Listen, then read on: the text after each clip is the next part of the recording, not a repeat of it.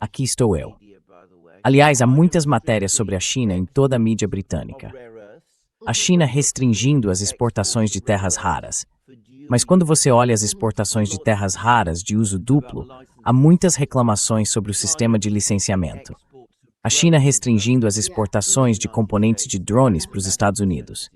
Ora, isso é uma questão extremamente sensível na Europa, especialmente porque componentes chineses de drones, são usados pelos europeus para fabricar armas para a Ucrânia. Então isso também é algo controverso. E a mais recente, a China comprando fabricantes de componentes para montadoras europeias. O que, é claro, é outra forma de dizer que a China está investindo na indústria automobilística europeia. Mas, de algum modo, isso é sinistro. Enfim, só para vocês saberem, neste momento há uma campanha de propaganda enorme, contra a China em entendimento que na Grã-Bretanha. É fascinante como pensar disso.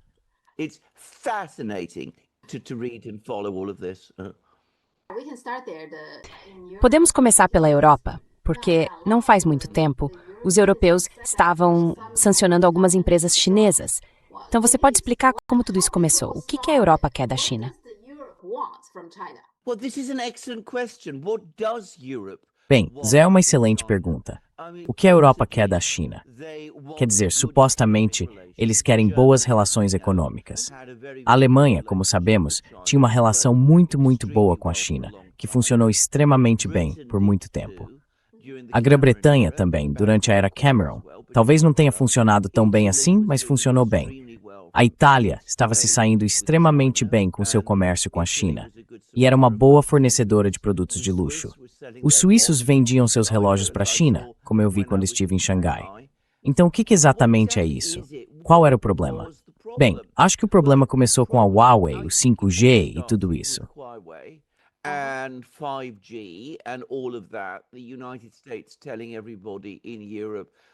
Os Estados Unidos dizendo a todos na Europa: vocês não podem aceitar a tecnologia chinesa, porque se aceitarem, isso de alguma forma significa que vocês não fazem mais parte do Ocidente coletivo. E o resultado foi que começamos a impor sanções à China, e a propaganda contra a China começou a decolar, e decolou de uma forma monstruosa. E bem, o efeito líquido de tudo isso é que agora temos uma crise. Temos uma situação em que as relações vêm se deteriorando, porque, é claro, o que estamos tentando fazer estão nos dizendo para aderir às sanções americanas ou impor tarifas à China. Dizemos a nós mesmos que as ações econômicas da China são de alguma forma ruins para nós, o que, aliás, contradiz completamente a nossa filosofia econômica, que supostamente gira em torno de livre comércio, fronteiras abertas e tudo mais.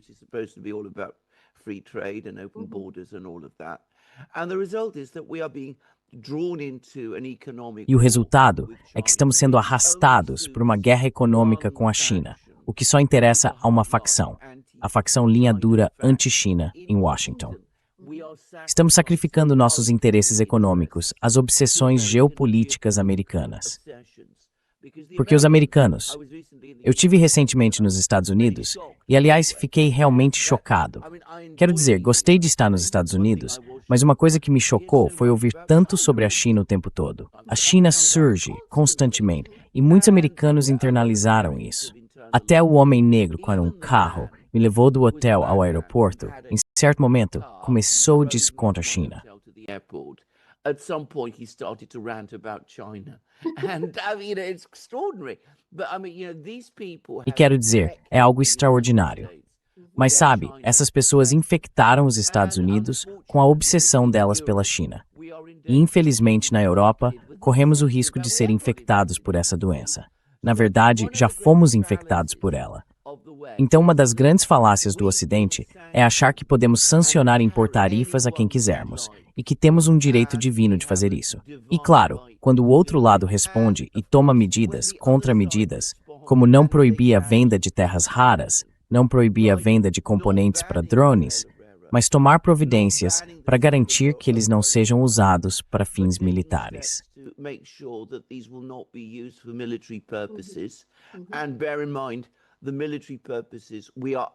E tenha em mente que os objetivos militares de que estamos falando, em última análise, são voltados contra a China.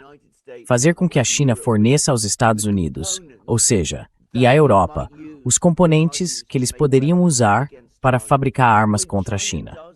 Quando a China faz isso, inteiramente em resposta a todas essas coisas, falamos, sabe, que a China está avançando, que está se movimentando.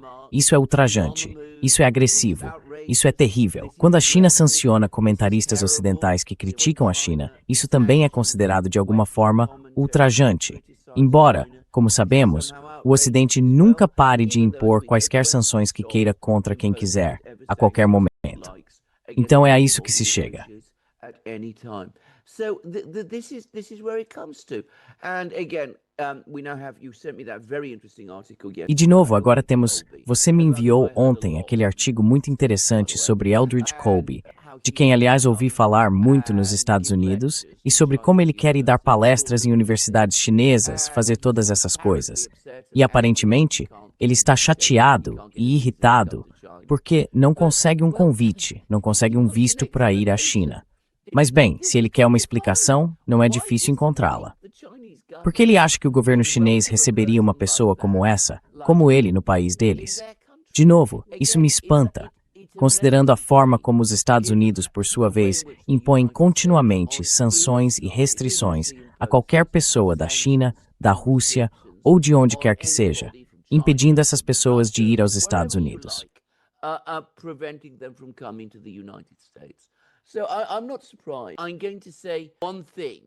Então não estou surpreso. Vou dizer uma coisa sobre Eldridge Colby. É só um ponto que eu faria. Talvez seja até vantajoso para a China deixá-lo ir, se reunir com pessoas na China e elas explicarem a ele. Você está entendendo a China de forma total, completa e absolutamente errada. Ouvi dizer que ele é, na verdade, um homem bastante inteligente.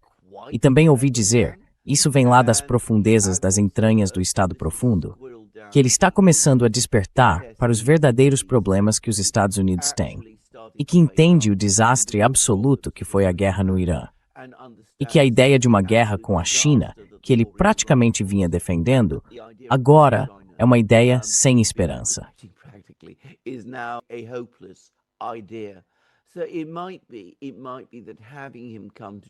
Então, pode ser que deixá-lo ir à China e, sabe, passar por tudo isso com ele possa ter alguma utilidade. Pessoalmente, não acho que isso mudaria alguma coisa. Não acho que faria com que ele mudasse de opinião. Mas deixá-lo ir provavelmente não causaria nenhum grande dano e talvez pudesse até fazer algum bem. Mas dito isso, a decisão é da China, não é minha. E é preciso respeitar isso. E acho que a insistência dele em ir demonstra desrespeito pela China. Talvez eu tenha sido criada de uma maneira antiquada, mas nunca senti vontade de visitar alguém que não me quer.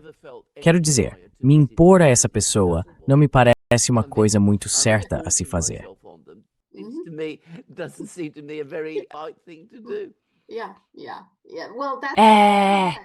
Bem, isso parece ser o que os Estados Unidos quer dizer. Não faz tanto tempo que Trump continua oprimindo a China, sabe? Ele quer vir à China e vocês têm que aceitar, sabe? Eu estou indo. Então isso está virando uma norma nos Estados Unidos agora. Isso também é a norma na Europa. Todos querem entrar. Todo mundo na Europa também quer ir para a China. Starmer, se vocês se lembram, queria ir para a China. Eles vêm para a China. Dão sermão na China. São incrivelmente rudes com a China. Às vezes são muito rudes com a China quando estão na China. O que preciso dizer me choca absolutamente. Quero dizer, mais uma vez, sou antiquado.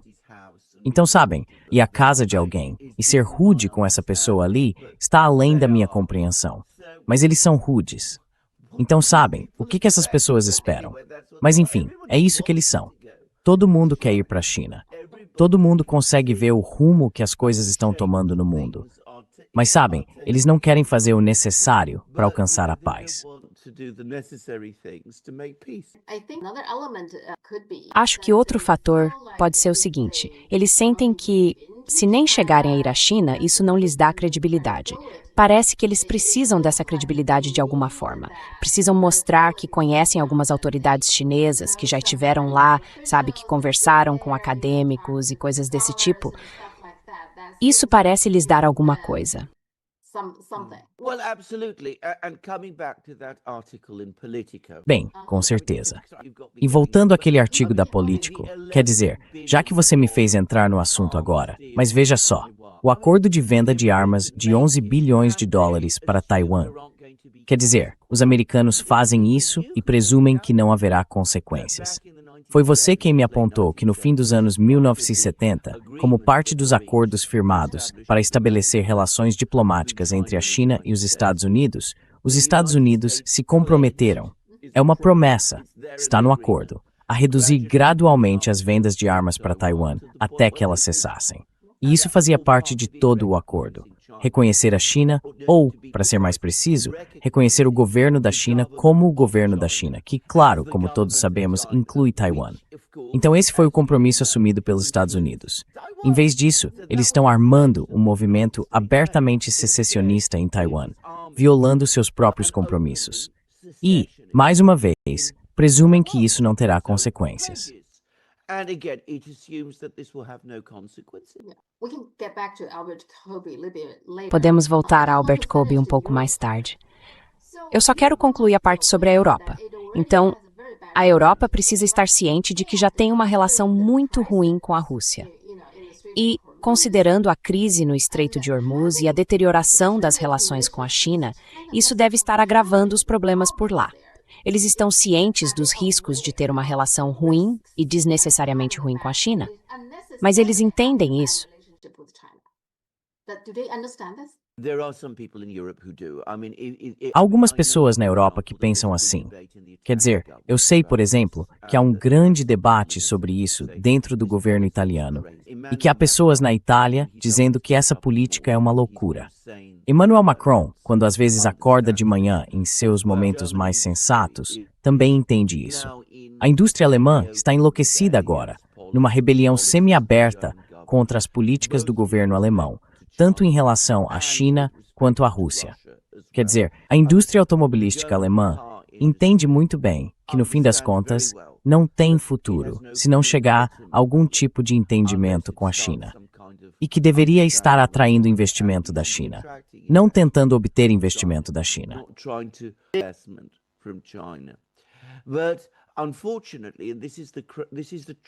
Mas, infelizmente, e esta é a tragédia da Europa neste momento, temos uma classe política na Europa, centrada em Bruxelas, que se tornou muito americano-cêntrica, muito integrada ao projeto que os russos chamam de Ocidente Coletivo. E ela vê as coisas em termos ideológicos, em vez de práticos. É muito difícil explicar isso às pessoas na China, porque é isso que há de tão estranho nessa situação. A China é um estado socialista. O governo, o partido governante na China, é o Partido Comunista da China.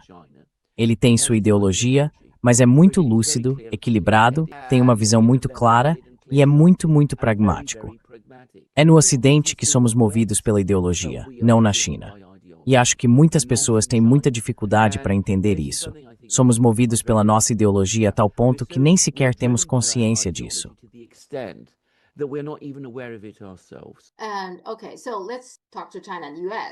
Certo, então vamos falar sobre a China e os Estados Unidos. Os Estados Unidos têm outra rodada de sanções. 43 empresas chinesas. Mas desta vez, em vez de empresas de tecnologia, são alimentos, sementes de girassol e guiosas congelados. São marcas de alimentos que eu conheço, algumas delas porque eu uso. Eu compro nos Estados Unidos. E o nome disso, de alguma forma, é trabalho forçado em Xinjiang. Quero dizer, ninguém mais acredita nisso. Mas essa é a desculpa que estão usando. Por que estão fazendo isso? Os Estados Unidos, eles ficaram sem empresas para sancionar. Por que o governo dos Estados Unidos está fazendo isso agora?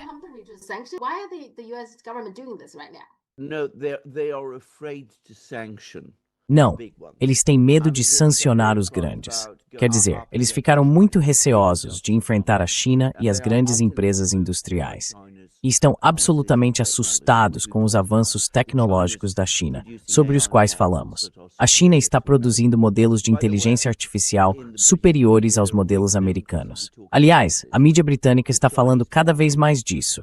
Os modelos chineses funcionam melhor, são mais baratos, consomem menos energia, são mais fáceis de produzir, estão se proliferando e as pessoas gostam deles.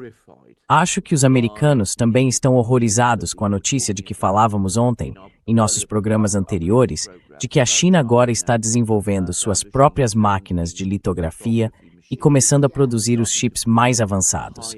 Eles estão muito alarmados com relatos de que outros fabricantes asiáticos agora estão considerando comprar esses chips chineses. Esquerdas e fatos que têm provas seguras de comprar do que os americanos.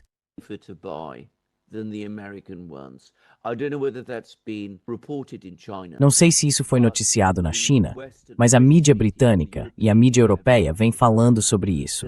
Então os americanos estão muito preocupados com todas essas questões. Ao mesmo tempo, eles sabem perfeitamente bem que se entrarem diretamente numa grande guerra econômica com a China tem todas as cartas na mão, porque é tecnologicamente autossuficiente, tem enormes reservas de petróleo, as maiores do mundo, e tem sido muito cuidadosa ao utilizá-las, coisa que os Estados Unidos não foram. A China conta com o total apoio do maior produtor global de energia, que é a Rússia. E os russos estão agora cada vez mais dispostos a fornecer à China também outras matérias-primas e produtos alimentícios. Então os americanos estão ficando muito preocupados com tudo isso. Estão ficando muito nervosos.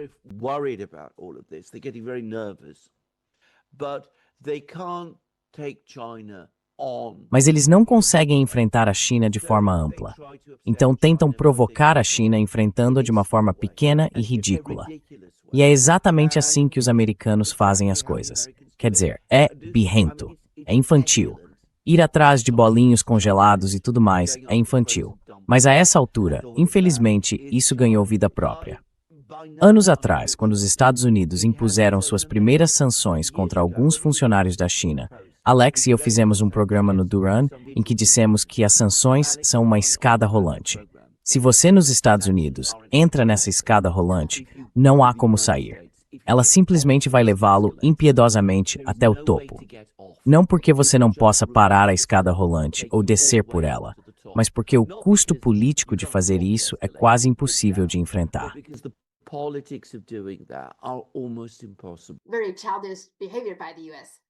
Um comportamento muito infantil dos Estados Unidos.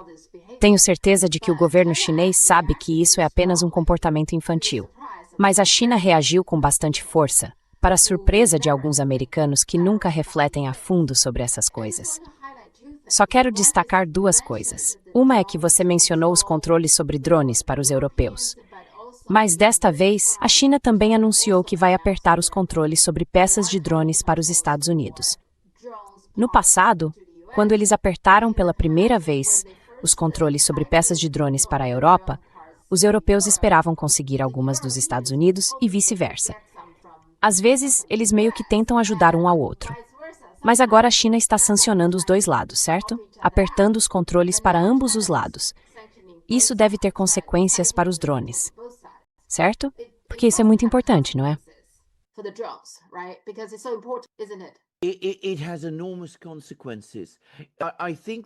Isso tem consequências enormes. Acho que essa é, mais uma vez, algo que talvez os chineses não entendam.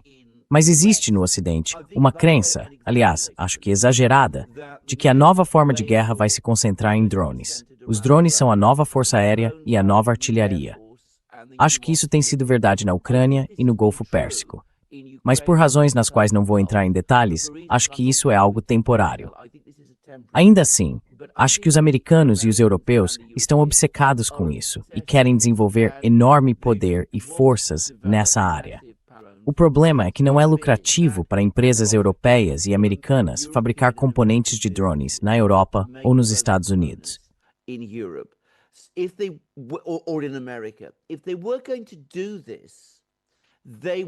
Se eles fossem fazer isso, teriam de cobrar muito mais dinheiro do que os governos ocidentais realmente querem pagar.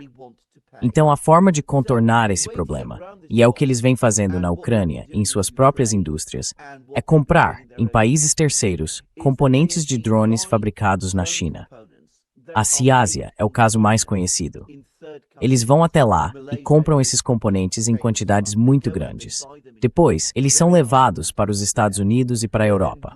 Lá são montados. acrescentam várias coisas que os próprios ocidentais fabricam e então eles são apresentados como drones americanos ou europeus.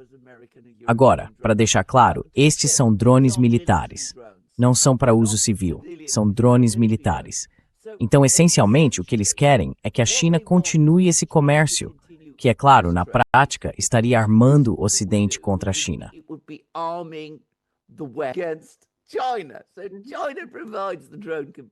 Então, a China fornece os componentes dos drones. O Ocidente monta tudo, finge que tem essa grande indústria, que depois pretende usar contra a China. Quer dizer, isso parece inventado, mas é o que de fato vem acontecendo. Então a China analisou isso e disse: isso não pode continuar. Simplesmente não faz sentido nenhum. Devo dizer que ouvi isso oficialmente ou de forma semi-oficial de amigos russos meus. É claro que muitos desses drones acabam sendo enviados para a Ucrânia, que os têm usado para atacar a Rússia. E os russos vêm falando aos chineses: vocês entendem o que está acontecendo? Que esses drones que estão atingindo o nosso país, que sabe, 1/3 deles é na verdade composto por componentes que vocês produzem.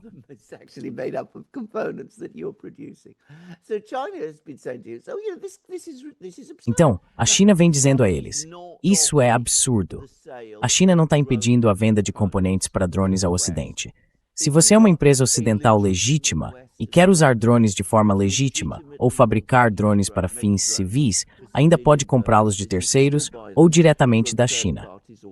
Mas agora a China introduziu um sistema de licenças e está claramente estabelecido que o objetivo é impedir o uso duplo. Em outras palavras, impedir que essas coisas cheguem à indústria de armamentos, da forma como estamos vendo. Quero dizer, é irracional imaginar que a China continuará ajudando o Ocidente a se armar para uma guerra contra a própria China. Isso não faz sentido algum.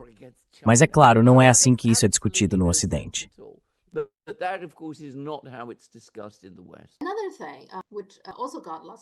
Outra coisa que também recebeu muita atenção na China é que a China aplicou sanções porque os Estados Unidos sancionaram a China.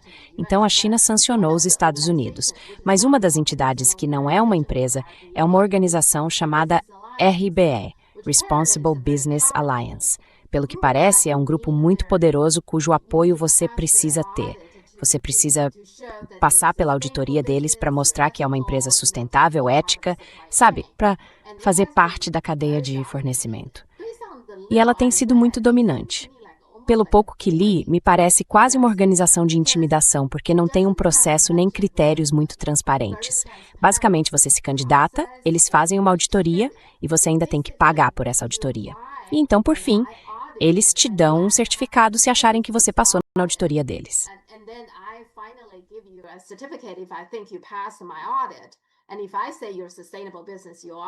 E se eu digo que você é uma empresa sustentável, então você é. E se eu digo que você é uma empresa ética, então você é. Se eu digo que não, então você não é. Então, não há muito que você possa contestar. Para mim, é uma organização meio, eu acho que de intimidação. De novo, uma dessas organizações que parecem boas e que, inicialmente, talvez não tenham uma má intenção, mas no fim acabam se tornando um braço dos Estados Unidos, um braço de controle da cadeia de suprimentos.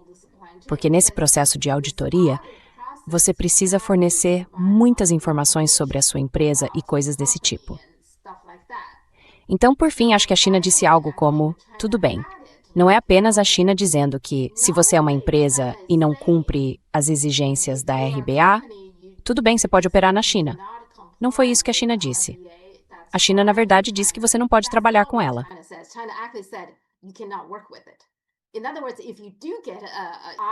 Em outras palavras, se você for auditado pela RBA, será punido pela China. Então, é simplesmente proibido trabalhar com a RBA se você quiser trabalhar com empresas chinesas e fazer negócios na China. Isso é algo muito importante porque até agora a RBA é quem decide todas essas coisas, concedendo arbitrariamente às pessoas, às empresas, os certificados. Um exemplo. Se você pensar bem, a Amazon é muito conhecida ou notoriamente conhecida por maltratar seus trabalhadores. Mas a Amazon sempre passa pela auditoria da RBA e cumpre, sabe, supostamente tem o certificado.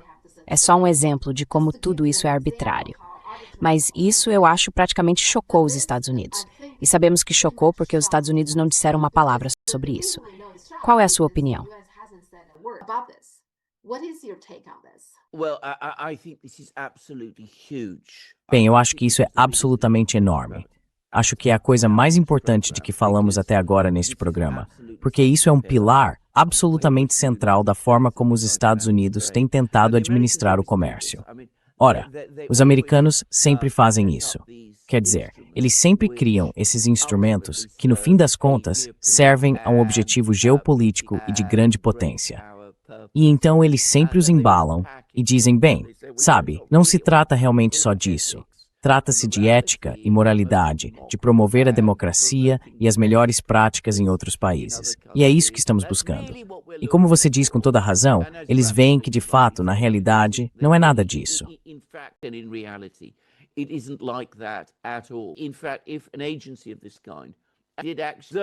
Na verdade, se uma agência desse tipo realmente atendesse a esse tipo de critério, ela não sobreviveria por muito tempo nos Estados Unidos. Quero dizer, é inconcebível que os americanos algum dia fizessem isso. Mas é o que os americanos sempre fazem. Eles sempre usam esses pretextos. Na verdade, isso é muito corruptor. Quero dizer, se eles fizessem isso de forma direta, seria até melhor. E tornaria mais fáceis as negociações e as discussões com eles. Mas para mim, o que você acabou de descrever é parecido com a decisão que o governo chinês tomou alguns meses atrás. Ele disse às refinarias chinesas que elas não deveriam mais se preocupar com as sanções secundárias dos Estados Unidos. Comprem petróleo de onde quiserem. Ignorem as ameaças americanas.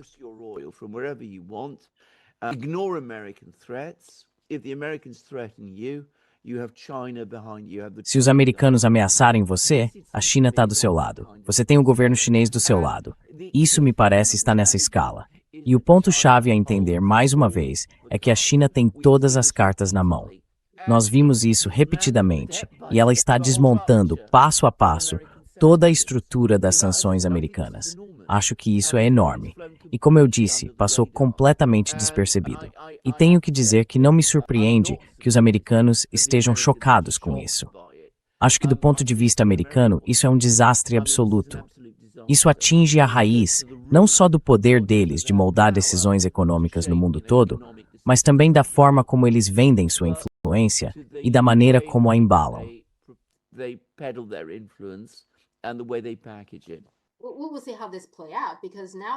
Vamos ver como isso vai se desenrolar, porque agora as empresas, diferentes empresas, têm que escolher, certo? Pelo que entendo, se você faz negócios nos Estados Unidos e em muitos outros lugares, ainda exigem que você tenha a RBA. Mas agora a China está dizendo que você simplesmente não pode fazer isso se quiser fazer negócios com a China. Você não pode ter nenhum tipo de relação com a RBA. Então vai ser interessante. Mas, como você disse, a China tem as cartas na mão. Então, quais são as opções, certo?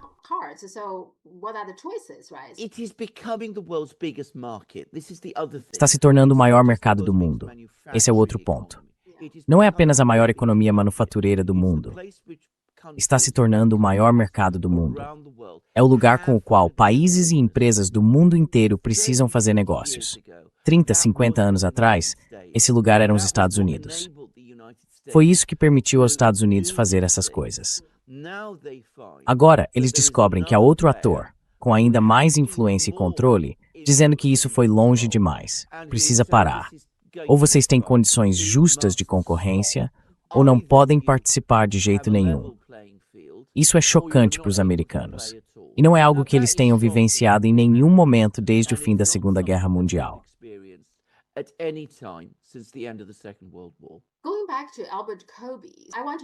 Voltando ao Elbridge Colby, eu quero saber por que exatamente ele está tão ansioso para ir à China.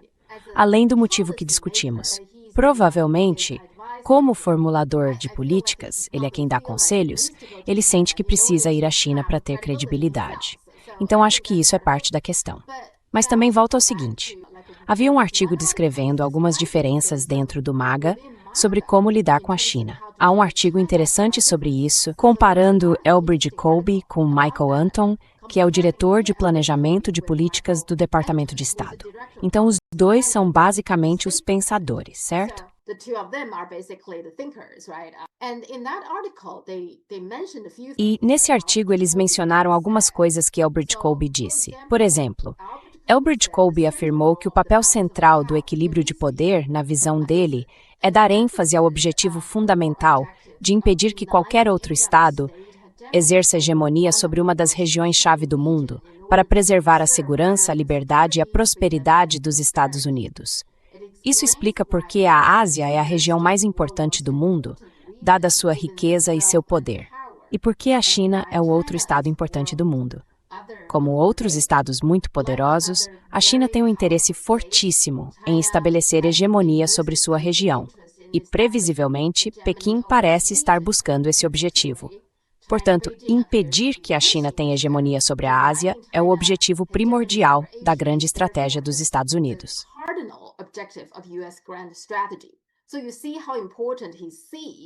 Então, você vê o quanto ele considera importante negar à China, na visão dele, a hegemonia. E não é só isso. A outra parte do que ele disse. Com base nisso, ele argumenta que os Estados Unidos e outros aliados não devem apenas defender militarmente Taiwan contra uma invasão chinesa, mas também estar preparados para contra-invadir, para recuperar a ilha ou iniciar uma guerra nuclear limitada para forçar a China a recuar. Isso é o máximo de belicismo que se pode ter. E, pelo que eu acho, ele disse todas essas coisas provavelmente há 6 ou 7 meses. Não faz tanto tempo assim. Diante de tudo isso, o que você acha que ele, digamos que receba o convite para ir à China, sobre o que ele pode conversar? Qual é exatamente o objetivo dele?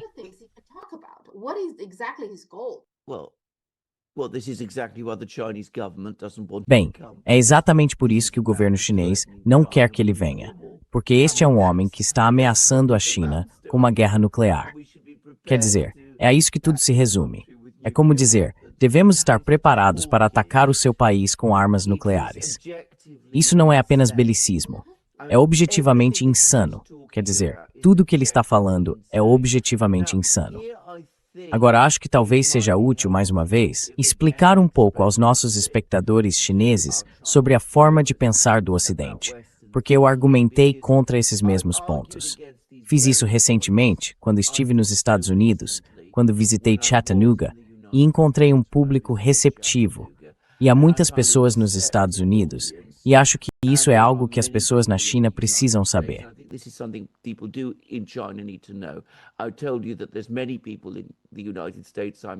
Eu disse a você que há muitas pessoas nos Estados Unidos que conheci e que são loucas pela China, mas há outras que não são. E existe uma facção muito poderosa dentro do MAGA que também rejeita todo esse modo de pensar. O equilíbrio de poder é um conceito desenvolvido na Europa do século XIX. Já discuti muitas vezes, em vários programas, como na Europa, nunca fomos realmente capazes de estabelecer, de forma adequada, uma situação estável de paz. Estávamos sempre divididos em países que travavam guerras ferozes uns contra os outros. Nunca, por assim dizer, superamos nosso período dos estados combatentes.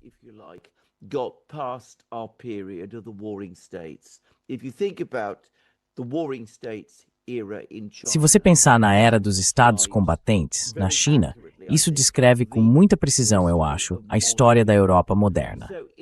Então, no fim do século XIX, como se passou a entender que guerras na Europa poderiam levar a um desastre, desenvolveu-se esse conceito do chamado equilíbrio de poder. E a ideia era que, para evitar a guerra, haveria uma situação em que cada potência europeia serviria de contrapeso às outras. Nenhuma step thutsador, a marcha nos was a mais, in human sido thufroid, hapont dirin ethactic sumling.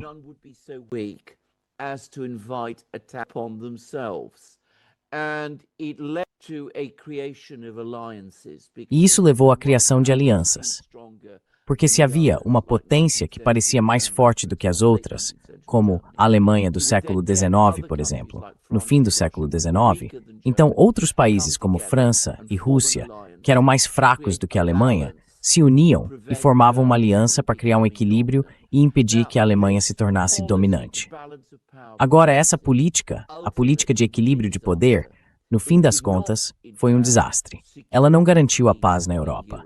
O que ela fez, na verdade, foi endurecer os antagonismos, tornar os países europeus hostis, ainda mais hostis uns aos outros, e criar as alianças que, em última análise, lançaram a Europa nas duas guerras mundiais.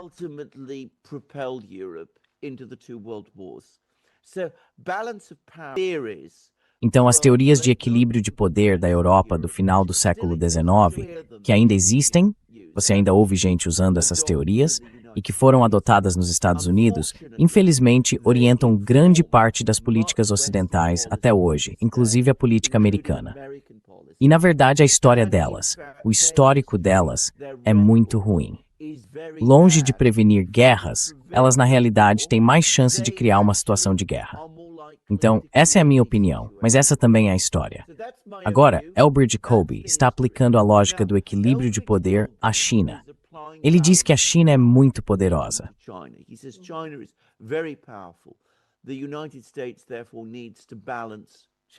Portanto, os Estados Unidos precisam equilibrar a China, porque, se não equilibrarmos a China fortalecendo nosso próprio poder, isso vai significar um risco de guerra na Ásia. E sabe, poderíamos ser atropelados pelo exército chinês. Isso é aplicar ao sistema global de hoje, uma teoria europeia das relações internacionais. E está completamente errado. Está absolutamente errado. Não existe situação em que a China vá dominar os Estados Unidos ou qualquer outro grupo de países. Simplesmente não é disso que a China trata. E de qualquer forma, o sistema de relações internacionais de hoje não favorece esse tipo de pensamento. O que se precisa, em vez disso, é de algo completamente diferente, que é, na verdade, a política bismarckiana.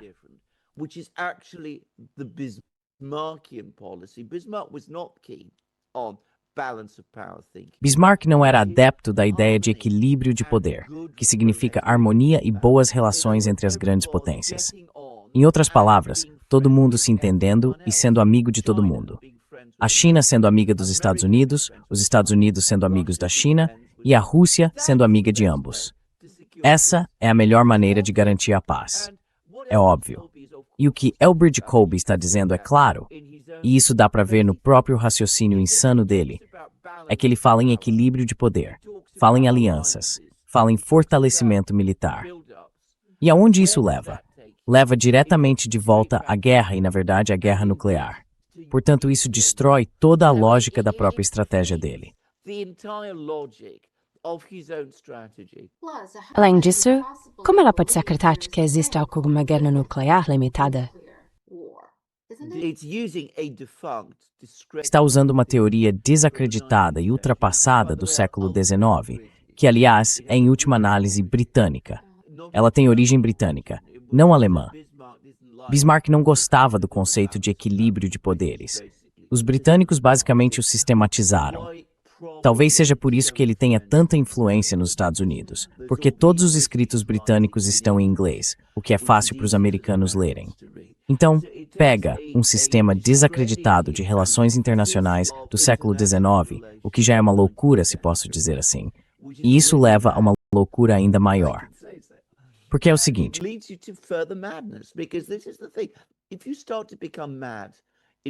se você começa a enlouquecer com uma coisa, isso vai fazer você enlouquecer com outras. E é exatamente aonde isso leva você. Você começa a falar em guerra nuclear limitada.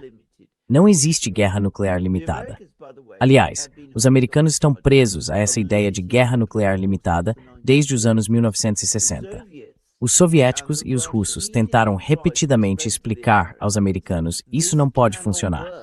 Mas os americanos nunca entenderam isso. E você tem toda a razão. Se você começar armas nucleares sobre a China, bem, isso não vai parar uma guerra. Vai escalá-la a um nível inimaginável.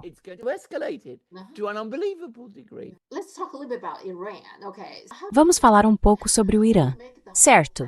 O que você acha de toda essa história de Trump fingir que estava no Air Force One, mas depois se deslocar num caminhão de catering para outro avião e em seguida voltar ao Air Force One e assim por diante? O que você acha de tudo isso?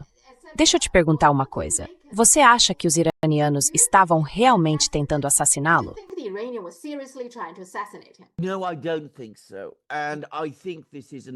Não, eu não acho. E acho que este é outro exemplo de paranoia e histeria americanas. Não acho que os iranianos estivessem tentando assassinar Donald Trump. E acho que o governo iraniano, que é altamente inteligente, independentemente das críticas que se faça a ele, entende muito bem que matar Trump não os ajudaria.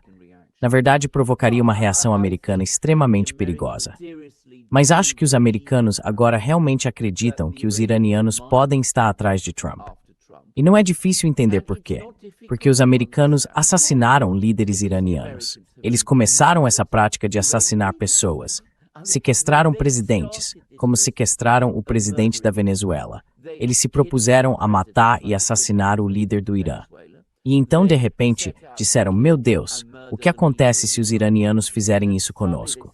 Oh my God, what happens if the Iranians do that to us? There was even a report about 3 weeks ago. Houve até uma reportagem, cerca de 3 semanas atrás, de que autoridades americanas em Washington, não o presidente, não o próprio Trump, mas autoridades americanas em geral, agora estão preocupadas com a possibilidade de equipes de assassinato vindas do Irã irem atrás delas. Bem, sabe, se você começa a jogar esse tipo de jogo, se conduz a política externa como um gangster, não se surpreenda se isso se transformar numa guerra de gangues. Felizmente, isso nunca aconteceu. Os russos acreditam plenamente que os americanos, em dezembro do ano passado, estiveram envolvidos numa tentativa de assassinato que os ucranianos tentaram realizar contra Putin quando atacaram a residência de campo. Então, quero dizer, se os americanos querem jogar esse jogo, mais uma vez, não é surpreendente que comecem a temer que outros façam o mesmo com eles.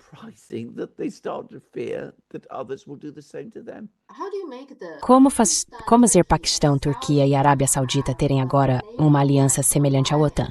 O Paquistão é uma potência nuclear. Então, o que você acha disso? Acho que é uma grande notícia. Acho que é um sinal de que a Arábia Saudita está perdendo a confiança nos Estados Unidos, porque até agora a Arábia Saudita dependia dos Estados Unidos como seu principal protetor. Nos últimos 6, 7 meses, os sauditas perceberam que os Estados Unidos não conseguem proteger a Arábia Saudita. Então agora, os sauditas estão procurando amigos. Eles fizeram essas alianças com o Paquistão e também essa aliança com a Turquia. Na verdade, a aliança mais importante é a com o Paquistão. O motivo de terem incluído a Turquia é equilibrar a aliança com o Paquistão. São claramente os sauditas que estão por trás de tudo isso. E o ponto fundamental para entender a aliança com o Paquistão é quem é o aliado do Paquistão. A China é. Então, mais uma vez, são os sauditas, que têm boas relações com a China, dando os primeiros passos para se afastar dos americanos e procurando outros amigos. E, no fim das contas, a direção é rumo à China, não aos Estados Unidos. Por último, como sua esposa Kathleen trabalha na área acadêmica, preciso perguntar. Todo esse escândalo envolvendo Jason Arday, que é professor em Cambridge, certo? Ele está envolvido em escândalos de plágio. Antes de mais nada, você pode descrever brevemente o que aconteceu e qual é a sua opinião e a da Kathleen sobre tudo isso?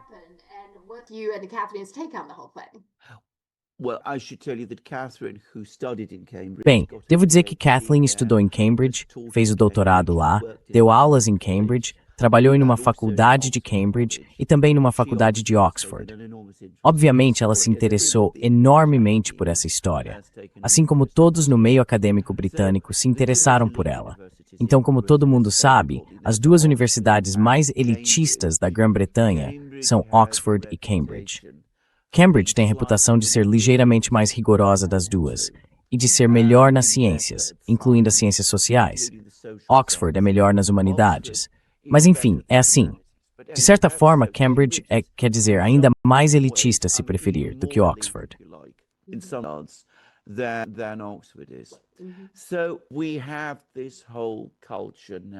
Então agora temos toda essa cultura em torno da diversidade, sabe? De trazer pessoas de minorias étnicas, todo tipo de coisa nessa linha. E alguns anos atrás, na época dos protestos do BLM nos Estados Unidos, as pessoas diziam, bem, por que Cambridge é majoritariamente branca e inglesa? O que, claro, em grande medida era verdade naquela época. E aliás, ainda é. Então precisamos de mais intelectuais, acadêmicos e professores negros em Cambridge. E, aliás, há fundamento nesse argumento. Agora, o que é preciso entender sobre Cambridge é que ela é dividida em faculdades. Então há a faculdade de matemática, a faculdade de economia, a faculdade de física, a faculdade de história, as faculdades tradicionais já estabelecidas. History, the old established faculties. Of course, they are deeply conservative. They do not want. É claro que eles são profundamente conservadores. Não querem que pessoas de fora entrem. Então você tem a faculdade de educação, que é relativamente nova e não é levada muito a sério. E eles procuram um homem jovem. Tinha que ser jovem, alguém que pudessem trazer e transformar em professor, porque isso acabaria com as críticas de que Cambridge não tem professores. Então eles escolhem Jason Arday. Agora, o problema com Jason Arday é que ele era um homem jovem com problemas de saúde mental. Isso não é contestado. E embora tenha passado pela academia, ele era um fantasista. Essa não é a forma mais gentil de descrevê-lo. E ele fantasiava sobre tudo que envolvia a própria vida. And he was a fantasist about everything involving his life. So, for example, he claimed that he ran. Então, por exemplo, ele afirmou que correu 30 maratonas. 30 maratonas em 35 dias, incluindo uma maratona quando estava com a perna quebrada. Esse é um exemplo. Ele afirmou que publicou vários livros que nunca escreveu. Afirmou todo tipo de coisa sobre si mesmo. Disse que arrecadou 5,5 milhões de libras para caridade, algo de que ninguém sabe nada. Disse que ocupou cargos acadêmicos em várias universidades pelo mundo que nunca tinham ouvido falar dele antes. Mas enfim, ele era jovem, simpático, falava a linguagem da diversidade, gostava muito de rock, portanto era alguém que preenchia todos os requisitos do ponto de vista da diversidade no que dizia respeito a Cambridge. As far as Cambridge was concerned. And so they decided to give him a professorship. Now, E então decidiram dar a ele uma cátedra. Ora, eles não podem ter examinado em detalhe as credenciais acadêmicas dele. E é impossível que tenham analisado o trabalho que ele produziu. Porque se tivessem feito isso, teriam percebido que ele não escreveu nem fez nada. Quero dizer, academicamente, o trabalho dele não vale nada. Até eu consigo ver isso. Li algumas das coisas que ele escreveu. Não valem nada. Até para um estudante, seria uma redação que receberia reprovação. Mas ele se torna professor em Cambridge. Cambridge o protege. E acontece que tentou forçar parte de seu currículo acadêmico, roubando o trabalho de outras pessoas.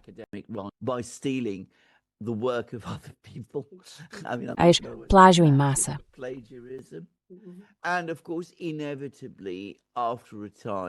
E é claro, inevitavelmente, depois de um tempo, tudo isso veio à tona. E bem, Cambridge, a universidade mais elitista, alguns diriam da Europa, agora foi exposta por ter nomeado esse jovem como professor por razões e critérios não acadêmicos, e sim inteiramente políticos. E isso é um escândalo enorme aqui na Grã-Bretanha. Cambridge está recebendo críticas imensas, e não é de surpreender. Embora você não vá se surpreender se eu disser que ainda há algumas pessoas defendendo Jason Arday e que ainda dizem que ele merecia ser professor, que tudo isso é racismo e coisas do tipo. Mas eu costumava dizer que isso não poderia acontecer na China.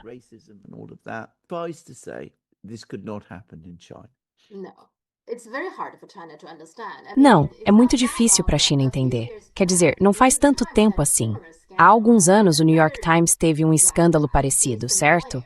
Outro homem negro, Jason Blair, também teve casos de plágio e invenções. Então, uma história semelhante. É por causa da cor da pele dele. Eles precisam ter diversidade, blá, blá, blá. É mais difícil para a China entender por que a diversidade por si só é uma meta tão importante. Sua meta deve ser sempre a qualidade do seu trabalho, das suas publicações e das suas conquistas acadêmicas. Essa deveria ser sempre a sua meta. Por que diversidade? É bom ter diversidade e você não deveria discriminar alguém por ter uma cor de pele diferente. Mas por que a própria diversidade se torna uma meta tão importante?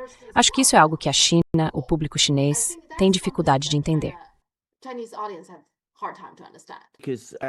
Porque, como já deveria estar óbvio a esta altura, e voltando ao que estávamos dizendo antes no nosso programa, No Ocidente, nós nos tornamos profundamente ideológicos de uma forma que a China não é. in a way that China is